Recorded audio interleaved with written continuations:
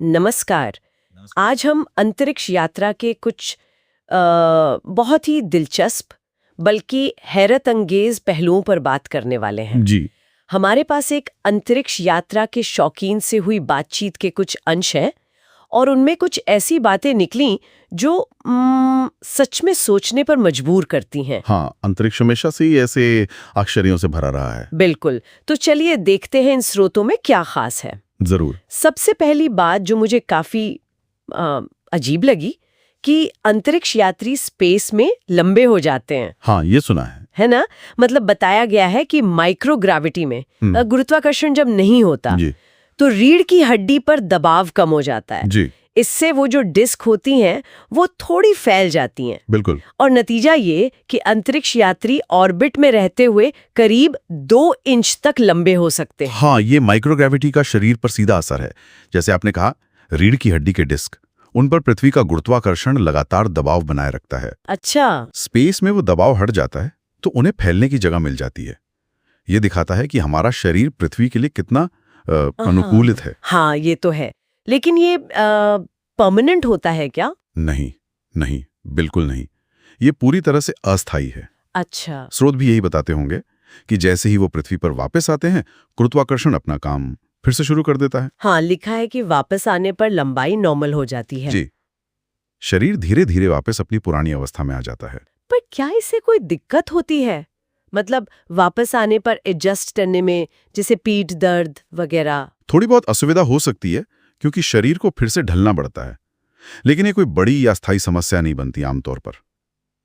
हाँ, लंबी अंतरिक्ष यात्राओं के लिए ये एक फैक्टर जरूर है। किस तरह का फैक्टर? जैसे स्पेस सूट की फिटिंग का ध्यान रखना होगा, यान के अंदर की जगह, इन छोटी छोटी बातों का भी महत्व बढ़ जाता है। सही बात है।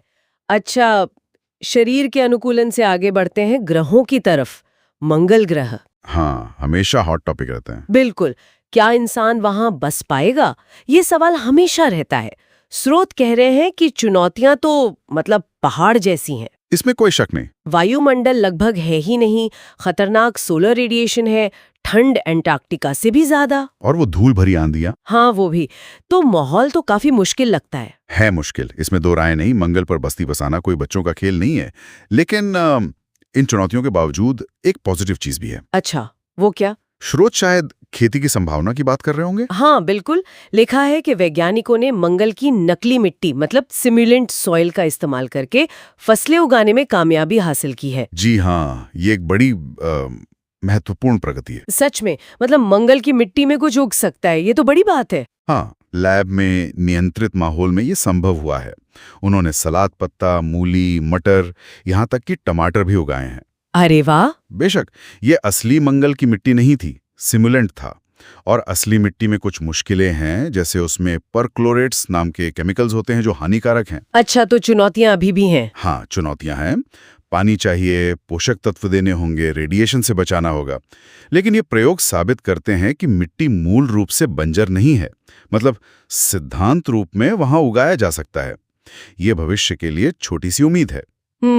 उम्मीद तो है। अच्छा, मंगल से थोड़ा और आगे बढ़ते हैं।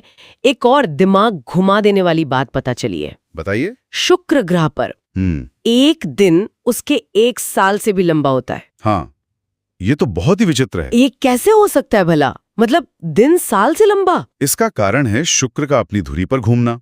वो बहुत बहुत ही धीरे घूमता है। कितना धीरे? इतना धीरे कि उसे अपनी धुरी पर एक चक्कर पूरा करने में, यानी एक दिन बिताने में, सूरज का पूरा चक्कर लगाने यानी 1 साल बिताने से भी ज्यादा वक्त लग जाता है। कमाल है। मतलब वहां का एक दिन पृथ्वी के करीब 243 दिनों के बराबर होता है और साल 225 दिनों का। बिल्कुल। तो टेक्निकली वहां दिन साल से बड़ा है। ये तो सोचने वाली बात है। हमारा सौर मंडल कितना विविध है, हर ग्रह की अपनी अलग कहानी। सही कहा। ये ग्रहों के बनने की प्रक्रिया, उनके इतिहास की विविधता दिखाता है। शुक्र का इतना धीमा घूमना और उसका वो घना जहरीला वायुमंडल, ये सब उसे बहुत रहस्यमयी बनाते हैं। तो आज की इस बातचीत से क्या मुख्य बातें निकल कर आईं? देखिए, पहली तो ये कि माइक्रोग्रेविटी में इंसान का शरीर कैसे रिएक्ट करता है। जैसे वो लंबाई का बढ़ना। हाँ, वो अस्थायी बदलाव। दूसरा, मंगल पर बसने की जो भारी चुनौतियां हैं, लेकिन साथ ही वहां खेती की एक धुंधली सी सही पर उम्मीद भी है। जी। और तीसरा, शुक्र का ये अनोखा टाइम स्केल, जहां दिन साल पर भारी पड़ता है। हाँ, ये सब दिखाता है कि अंतरिक्ष पृथ्वी से कितना अलग है, कितना कुछ है जो हमें अभी जानना है। बिल्कुल। और ये सब बातें इस पर जोर देती हैं कि मानव अन्वेषण के लिए हमें कितनी तैयारी करनी होगी, न सिर्फ तकनीकी रूप से बल्कि शारीरिक और मनोवैज्ञानिक रूप से भी। सही। और यहीं से एक सवाल मन में आता है क्या? कि मंगल और शुक्र तो फिर भी पड़ोसी हैं। जब इंसान और गहरे अंतरिक्ष में जाएगा, शायद दूसरे तारों के ग्रहों की तरफ, हाँ। तो उसे और किन अजीबोगरीब शारीरिक बदलावों का सामना करना पड़ेगा, या ग्रहों की कैसी विचित्रताएं मिलेंगी जिनके बारे में हमने भी सोचा भी नहीं है। ये तो वाकई एक गहरा सवाल है भविष्य के लिए। जी, ये एक ऐसा सवाल है जिस पर हमें सोचते रहना चाहिए, क्योंकि ब्रह्मांड के